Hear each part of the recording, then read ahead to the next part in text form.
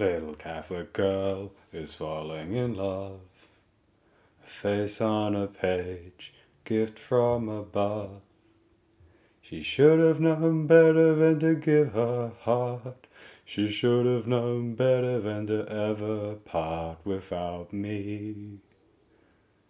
Without me. I gave her everything that I ever owned. I think she understood, but she never spoke. She should have not tried to be that way. She shouldn't have to go there ever again without me. Without me.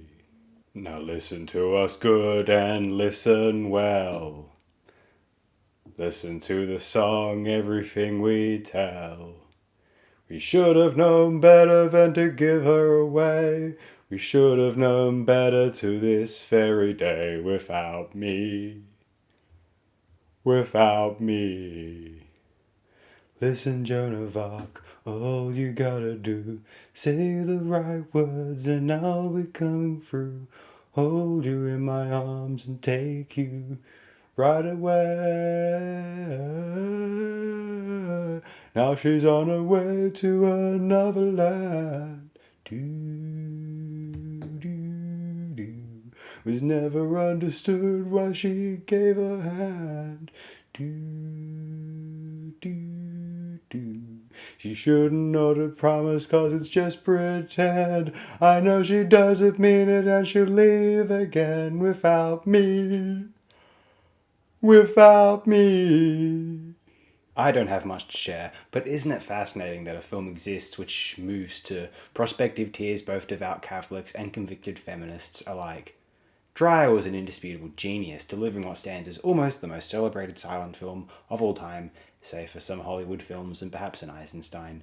Powerful, able to convert all but the most dedicated by choice cynics to the potential of silent era cinema if an average person was flicking the channels at night on television and this was airing. I suspect they might want to keep watching, compelled at what they are witnessing, at how much consideration went into this film from the silent era, and how much more consideration the film is composed with compared with most other films that they have probably ever seen. A classic for all time, a definitive statement on the film medium's supremacy compared with stage drama or the laborious novel ever created. I'll just read a bit aloud from the wiki article, the article circa late 2012, just so we can beef out the runtime of this thing. On its initial release, it was an unprecedented critical success and immediately called a masterpiece. It was also a huge financial flop and caused the Société Générale to cancel its contract with Dreyer after the failure of this film and of Abel Gance's Napoleon. Dreyer angrily accused the Société Générale of mutilating the film so as to avoid offending Catholic viewers and sued them for breach of contract. The lawsuit went on until the fall of 1931, during which time Dreyer was unable to make another film. The New York Times film reviewer Mordaunt Hall raved, "As a film work of art, this takes precedence over anything that has so far been produced. It makes worthy pictures of the past look like tinsel shams. It fills one with such intense admiration that other pictures appear but trivial in comparison." Of the star, he wrote, "It is the gifted performance of Maria Falconetti as the Maid of Orleans that rises above everything in this artistic achievement." I'm moving ahead a bit. Jean Semolu called it a film of confrontation, and Paul Schrader has praised the architecture of Joan's world, which literally conspires against her, like the faces of her inquisitors. The halls, doorways, furniture are on the offensive, striking, swooping at her with oblique angles, attacking her with hard-edged chunks of black and white.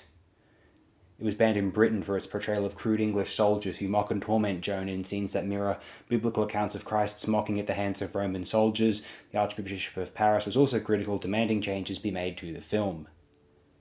Scenes from Passion appear in Jean-Luc Godard's Vivre sa vie, 1962, in which the protagonist, Nana, sees the film at a cinema and identifies with Joan. Godard pre-contempt was such a hack, but we'll talk about that a bit later.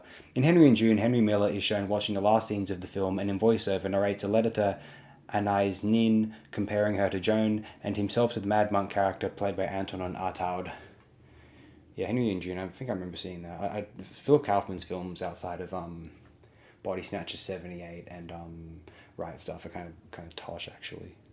There is a film I skipped in the TSPDT list ranking, I'll elaborate more upon it next time. I kind of inferred what that film might be just a bit earlier in this upload.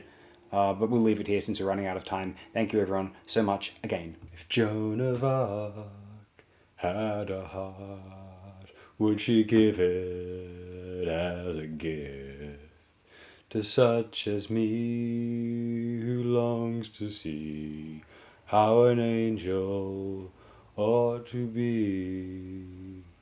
Do do do do do do do do do do.